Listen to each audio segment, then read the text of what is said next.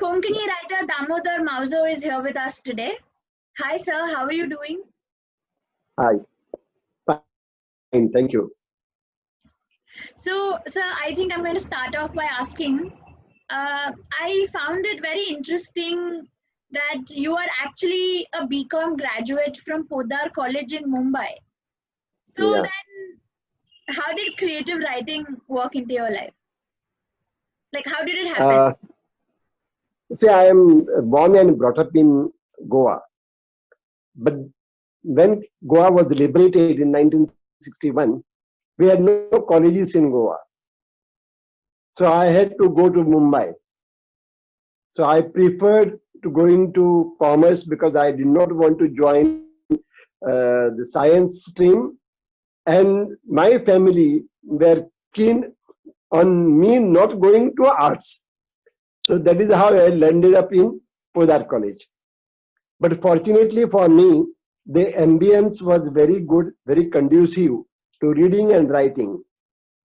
And I have been a voracious reader, right from my childhood. And I always had a dream of being a writer. That's because I loved languages, I loved literature, and I loved writing. So that is how I started writing. Oh, wow. Very fascinating to know that it's still there, the same mindset about arts and everything else. No, I was coming to that. After going to Mumbai, I started writing when it was in 1963, I started writing. And first story took off well, but the third story was considered as one of the milestone stories in Konkani literature. It was translated into Marathi. Soon after it was published in Konkani, it was translated into Marathi by none other than Lakshman Rao Sardesai, a well-known writer of Marathi then, a short fiction writer.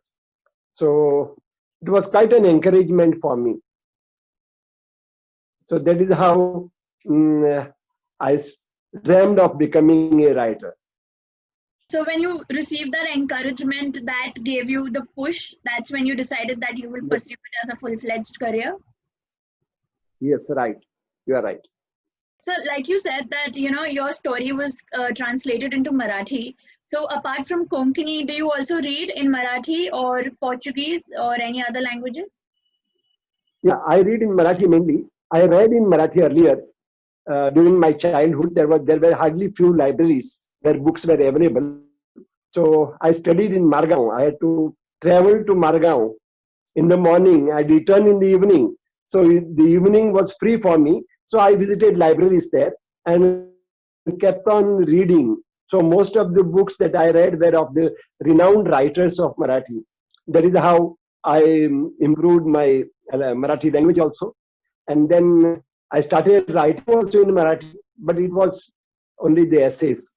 So that is how I started. And then I turned to English literature. Portuguese, I didn't have chance to read Portuguese. I studied Portuguese up to the primary level, and then switch over to English medium. But one thing about Portuguese language and literature, Portuguese was one language where the best of European literature was translated into Portuguese and was made available to the readers. So many of my fellow people, rather, who studied Portuguese or pursued Portuguese language and literature, they were acquainted with Portuguese literature and we discussed it. That is how I came closer to Portuguese literature. But right now, I'm a big fan of José Saramago and some others. I'm also translated into Portuguese. Not a book, but then many stories have gone into Portuguese. Your reading ambit is so vast and in so many languages that too. Also, you said that you read in Marathi a lot growing up. Can you recommend or can you share what are the authors you read in Marathi? as a child or now? Both, sir, both. Yeah, see, that was the time when some of the Marathi writers were well known to me. So I read Vishwa Khandekar, the Jnanpith Award. I read many others, mostly well-known writers. And then I must say, I read Sharatchand Chattopadhyay in Marathi. It was translated by Mama Varerkar and excellent translations. So I read most of Sharad Babu's books in Marathi, translated into Marathi. Right now, there are many writers whom I read. One of the leading writers, who is also a friend of mine, is Vishwa Patil, whose Jhada Dharti, a book which is fantastic, one of the most liked novel by me. I would say next to Gabriel Marquez, I would recommend Jhada Dharti by Vishwas Patil. So talking about your writings, you write short stories, you write novels, criticism pieces, scripts. How do you switch between the writing styles of each? So as a creative writer, I believe I am basically a short fiction writer. So why I am a short fiction writer, I can tell you. That's because, I was a shopkeeper until recently when I closed the shop. A shop in a village. So that gave me access to the commonest people in the village. I preferred to remain there as shopkeeper, though I was graduated in times when they were in demand. The graduates were in demand in Goa. They recently liberated Goa. But I preferred to remain in village. I ran the shop, and I am very happy that most of the characters, most of the stories I came across the counter in my shop. So that is how it all began. I skipped to tell you why I prefer short fiction. Because novel, you require a long time to sit and finish it, which I didn't have at my disposal. So I prefer to write short fiction. And again, short fiction has been my forte because by habit, I am used to take shortcuts everywhere. When I walk a distance, I try to skip what is not required and go straight to the my manzil. So I skip the things which are not required, and that habit, I think, has helped me in becoming a short fiction writer. I believe in brevity or precision. So I avoid even a word which is not required in the story. I will not allow it to enter. And I would not allow any word to skip just because I have no time. I will force it. I have to have it there. So what I mean is I am very particular about short fiction. It is my forte, I believe. And then, as I said, I collected the genesis or seeds for my stories in and around the village. You are partial to short story writing, but Yeah. when you first get an idea, how do you decide what format it will be better suited to? Like, how do you decide that this will become a short story or a novel or a script? I think the moment I get the genesis, I ponder over the idea, but the seed generally decides, or the story itself decides, what format it will require. So I don't decide, I would say. So it is the story that decides how it will go. I only have a preconceived ending of the story. I know the end, where I'm going to travel to. And during the travel towards the end, things come in and go out. I don't pre-decide about it. The stories themselves, I know I may be sounding a little bit, idealistic, but it's not so. It's true. So when I get a preconceived idea of the end, then I decide on the beginning. That's all, and then it goes smoothly towards the end. So even the length of the story, I don't decide. The story itself decides it. That's quite poetic. I don't know. Yeah. Yeah, it's definitely poetic. That's how you've been able to write such amazing stories so far. Well, I don't write them. The stories themselves get themselves written by me. I believe it, and I strongly believe it. Because if you tell me now, tomorrow I'll pay you about, say, 1 lakh rupees and give me a story, I will not be able to. I can't write that way on Right. demand. Can't write on cue. Right. It just, when it comes to you, it comes to you. It comes and then I have to write it. It is a must. It Yeah. demands to be written. Yeah. What is the relationship between English and Konkani like for you? I write also in English, but my creative writing is always in Konkani.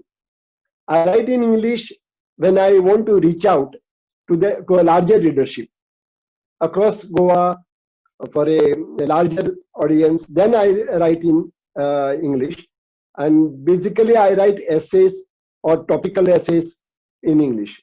But short fiction or novels, no. My creative writings I don't write in English because I think I know my own limitations of the language, of the expression, but I can best express myself in Konkani. That's the result. That's the reason why I write in Konkani. So that is the best thing. That is how I write. And then the relationship between Konkani and English, I would say, like Konkani is my kin, whereas English is my friend. You know, I can interact with my friend, have a good rapport with him, but then nothing like having a kin close to you. So, like stories, I can best express when I write. I can best express in Konkani because it is the closest language to me, language of my heart. Whereas English is not. English is the language of my friends. So I write for my friends. Then I write in English. That was quite an interesting personification. Kind of really got an idea of how both the languages feel for you. Can you recommend some Konkani works for anyone that wants to get better acquainted with Konkani literature? See, there are many writers in Konkani who are doing, who write excellent, excellent literature. We have Pundalik Naik, who is a playwright, who is a poet, who is a short fiction all-rounder. His novel is translated into English by Oxford University Press, translated as The Upheaval. It's about the mining problem that Goa is facing, and it is very much relevant today also. So that is Pundalik Naik's originally written as Achev in Konkani and translated into English as The Upheaval. Then we have Mahabrishwar Sail, who is also a novelist, an excellent novelist who has written a voluminous book on it's a period novel, Yugoslav. It's about the period where Portuguese came to Goa, invaded Goa, and how the conversions took place, religious conversions, religious persecutions happened, how people had to leave Goa, and it's about the exodus of the people and the atrocities that were subjected to. So that is another novel, and he has also written one more. It is translated into English as Kiln, K-I-L-N. It's about the pot makers, the potters, the earthen potters. So it's a deep study of their lifestyle and how they are losing ground after the upsurge of steel and plastic, how we have given up the earthenwares. So it's a good story. It's a good novel. He has also won Saraswati Samman for that. Then we have plenty of poets like Madhav Borkar, Nagesh Karmali, and then Jess Fernandez. Guadalupe Dias is one of the leading young poets of Goa. Then we have Prakash Padgaonkar, and short fiction writers like Prakash Pariyakar, or there are many. Unfortunately, very few are translated into English or other languages. So unless they are available in translation, it's futile recommending the people the names. But definitely they deserve their attention. Our stalwart is no more with us, is Ravindra Kelekar. Ravindra Kelekar is the Jnanpith awardee. He was the first Jnanpith awardee because of his Konkani language. I mean, Konkani books. He has contributed very richly to Konkani literature. So most of his books, but he is an essayist. And for your information, he is the first essayist to win the Jnanpith in India. So most of the writers who won Jnanpith are either short fiction writers, novelists, playwrights, but none of them is a as an essayist. So he is the first essayist to win the Jnanpith. Thank you for the recommendations. And what you said about translation, that actually brings me to my next question. How far do you think has translation helped promote Konkani literature? And what do you think can be done or should be done to increase the readership of Konkani literature across the country? Yeah, in fact, translations is the best means to reach out to the people across the linguistic boundaries. You can go by my experience, personal experience. I would say I would reach out to a larger readership only because of translations. Most of my works are translated into English and into other languages as well. So the best way to reach out to the readership across our Konkani readers is translations, which has to happen. Unfortunately, as I told you, very few books are translated into English and Marathi or Hindi and other languages. The reason is we have writers who can best express themselves in Konkani. Translations help you to cross your borders, not only nationally but internationally. I get so many messages from abroad, mainly from Goan community who live abroad. They are very happy to read Konkani literature in translation into English. So it is a need of the hour that our literature must go in translation into other languages, not only in English, again, not only in English, but also in other Indian languages. Because what is the use of Damodar Mauzo known to people across the country and unknown to the people, my neighboring states? So best thing is, I would say, our literature, all literatures in Indian languages have to go in translation into other regional languages. That is very much required. Yes, so true. So, like you said that, all of Indian literature should be translated and brought to the forefront. With regards to that, you have been a part of the Sahitya Akademi's executive board and the finance committee in the past. You've been on the forefront of the literary scene for decades now. How far do you think Indian literature has come, and how far do you think it still has to go? My stint at Sahitya Akademi, I must consider myself fortunate to be amidst many top writers of India. So I was very happy that I could interact with others. That has helped me to get an insight in their languages, their literatures. So I was there for 5 years, not a big term, but one term. And I was very happy to be at the service of the academy. And I must say, Sahitya Akademi is doing great services, particularly by translating the award-winning books and the classics into other languages, promoting translations, promoting literature. And I'm very happy that so far at least, it has retained its autonomy. There is no meddling At least there was no meddling from other authorities higher ups. But then Sahitya Akademi is doing the best of services to literature of India. Having said that, yes, I have been on the literary scenario for last nearly 6 decades now. 63 I started, so you can say 57 years I'm in literature.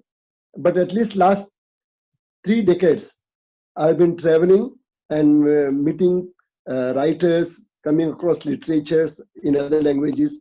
I'm not an expert as such, but then I can tell you my experience with the pan-Indian literary scenario. Indian literature is proceeding towards its goal of reaching out to the maximum of people. You know, the literacy in India is very low as compared to the other countries, developed countries. But then we are developing, and so is literature. So literature is, going in long strides to achieve its goal of, again, the goal is reaching out to the maximum people. When you reach out to the readers in other languages or people from the lower strata, again, they get inspiration to write. And as a result, we get to know to the people of our country better, particularly now the migrant class. We have seen the sufferings during the pandemic. But if they were to write their own agonies, then it would have been much better, because it would have been something authentic coming from the horse's mouth. Unfortunately, we see their plight on the TV, and then we feel, sad and sorry for them, and then we write something which may not be as authentic as it would if it was to come out from their own pen. So Indian literature is doing good progress. And one thing I should say, with the spread of English language education, with the medium of instruction being English now, people have started imitating blindly the Western literature. I think we should stick to our own ethos, which reflect in our literature. It is not happening to the extent that I expect. So unfortunately, most of the writers' fraternity belong to the teaching class, academics. As a result of which, again, we see the reflection of Western literature in our Indian literature. I personally feel we have a lot to give to literature, the world literature, if we stick to our own ethos, the regional cultures from Karnataka, Tamil Nadu, Kerala in the south. And if you go to the northeast, you will find a different lifestyle, which should reflect in our literatures. Unfortunately, our academic writers, they prefer to follow, to be in the footsteps of the English literature or Western literature. So that is so true. I completely agree with you. There is a need to promote our own literature quite a bit.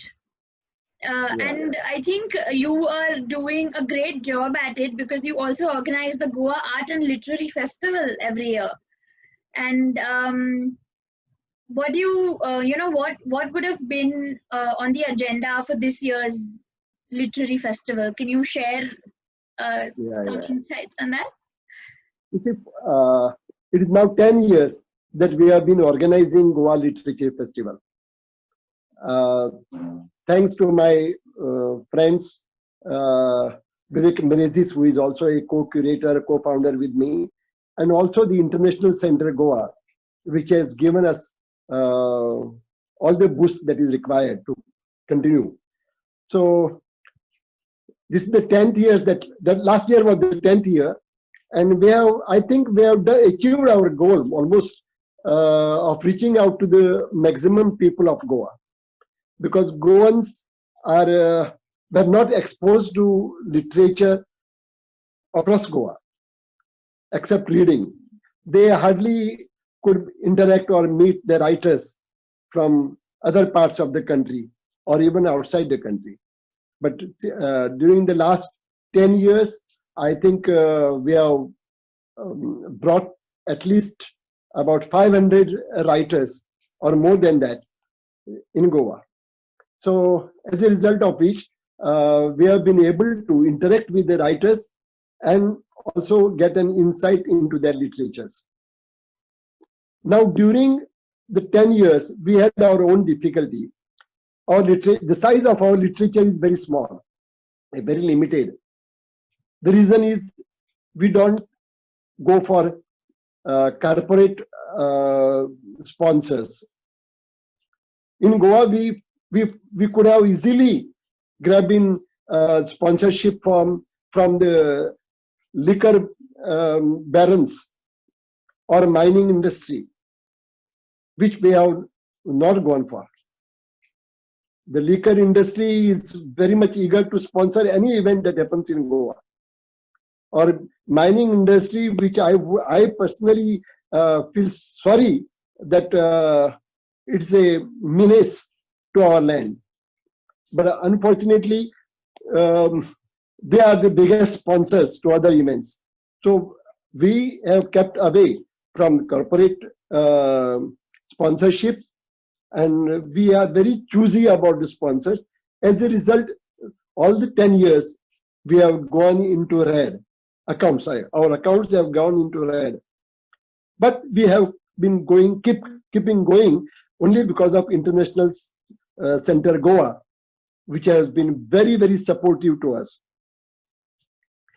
So 10 years we have completed, and I can call it successfully and successfully. Now, with the pandemic ahead, or rather the lockdowns, in view of the lockdowns, I wonder whether we'll be able to conduct the festival this year, or the size of the festival. We'll have to reduce it. So we have not taken our decision. I have kept my fingers crossed. We will wait for another month or two and then decide what the festival should be like, what should be the size of it, whether you should keep it limited to the locals or extend invitations to people from outside. We are not sure yet. 2021, well, it's a distant dream.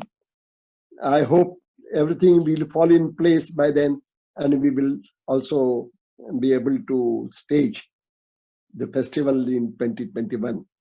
Ours is a very small and intimate kind of festival. So people love to be in Goa for the festival. And I personally love to have my fellow writers from across the states to come to Goa and be with us for 2 or 3 days and interact with the people of Goa. So Goan students also come to attend the festival, and they like it very much, and the people keep discussing the festival. It's quite an amazing organization. It's like you mentioned earlier that you chose to stay as a shopkeeper in the newly liberated Goa. With regards to that, over the years, you have also been an integral part of the political activism in Goa. What would you say to today's aspiring writers as to how they can use the power of the word to bring about socio-cultural changes or socio-economic changes as writers? Our stalwart, I mentioned about Ravindra Kayakar. He was a pioneer who gave a push to Konkani literature. He was the one who started publishing my books, and he promoted Konkani language and literature to the best of his ability. He always said, we are writers and we are also fighters, which is true. So we are following his footsteps, but I would say I'm primarily a writer and then a fighter.